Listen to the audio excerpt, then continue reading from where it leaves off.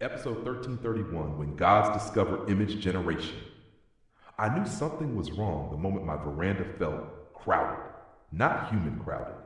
Not festival crowded. But that strange density you feel when reality itself politely steps aside, clears its throat and says, "Sorry, I'll stand here for a bit." Three presences. No footstep sounds. No announcement. No Om Nama ringtone. No temple committee either, thankfully.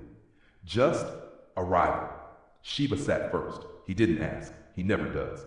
He chose my old wooden chair, the one with the broken armrest, and somehow made it look like the chair had always been waiting for him. Like the chair had a past life aspiration.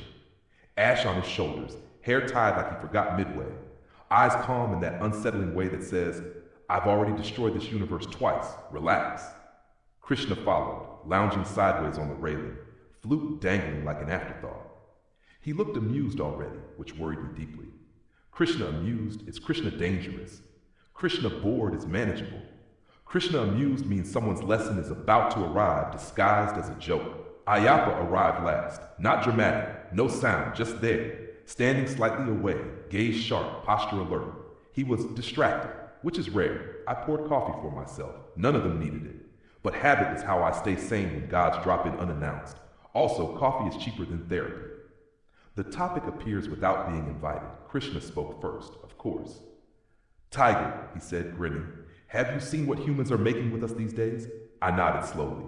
"Yes," I said. "I have seen Shiva with six-pack abs doing yoga on Mars. I have seen you holding an electric guitar in New York traffic. I have seen Ayappa smiling." Ayappa glanced at me. "That one," he said calmly, "is the most inaccurate." Shiva chuckled. "Someone made me wear skinny jeans," he added. "Skinny jeans." He paused, offended at a cosmic level. "My thighs," he said softly, "have held universes." Krishna laughed outright. "Oh, come on," he said. "I've been turned into a motivational speaker. Play your flute even when life blocks your cows." He looked at me, wounded. "I don't even talk like that." Shiva discovers prompt engineering. Shiva leaned forward. "They type hyper-realistic like it's a mantra," he said. "Hyper-realistic Shiva, cinematic lighting, epic aura, 8K resolution." He paused. "Tiger," he asked seriously, "since when did reality need a resolution upgrade?" I took a sip of coffee. "Since humans forgot how to look," I said.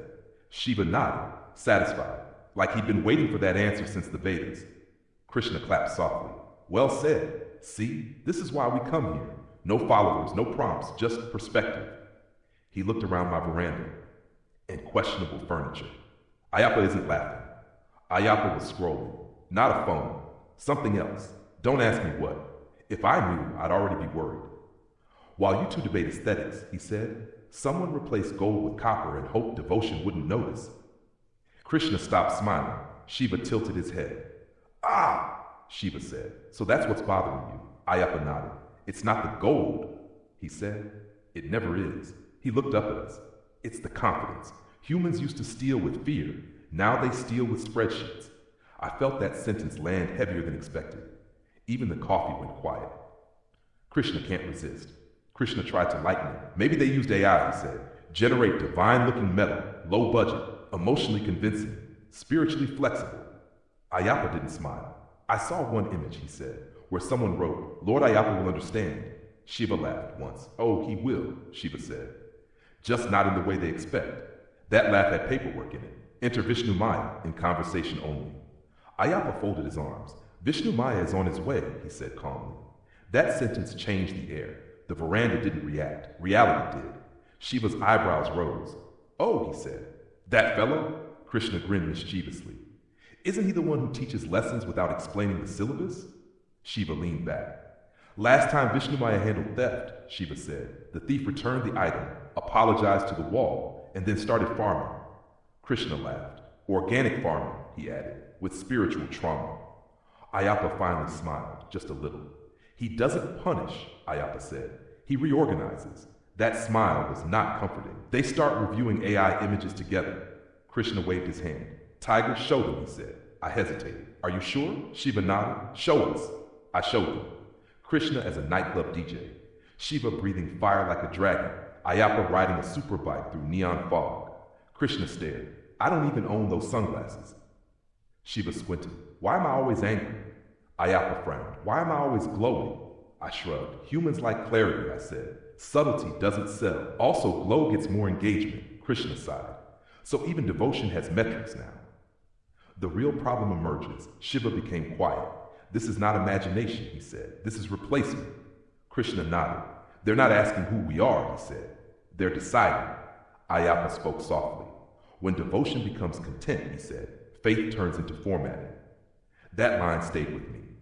It probably stayed with the veranda too. Shiva trolls Krishna because balanced Shiva broke the silence. At least they don't make you bald, he said to Krishna. Krishna smirked. They tried once. The algorithm apologized. Ayappa looked confused. What is an algorithm? Krishna smiled sweetly. A god humans believe in but don't understand. Shiva laughed hard at that, like a cosmic HR violation. Sayip Tiger's thought, quiet final. I watched them, 3 gods sitting on my veranda, arguing about pixels, theft, devotion, and humans who still love them deeply but don't know how to look anymore. I realized something then. They weren't angry, they weren't offended, they were concerned. Not about being misrepresented, but about being replaced by prettier versions that demand nothing. Before they left, Krishna looked at me. Tiger, he said, keep watching. Shiva nodded. A witness matters more than a judge. Ayappa paused at the edge. And remind them, he said, that devotion doesn't need upgrades. Then they were gone. No sound, no fade out, no render time, just silence. I finished my coffee, and somewhere far away, I imagined a thief sweating, not because of fear, but because something older than law had started paying attention.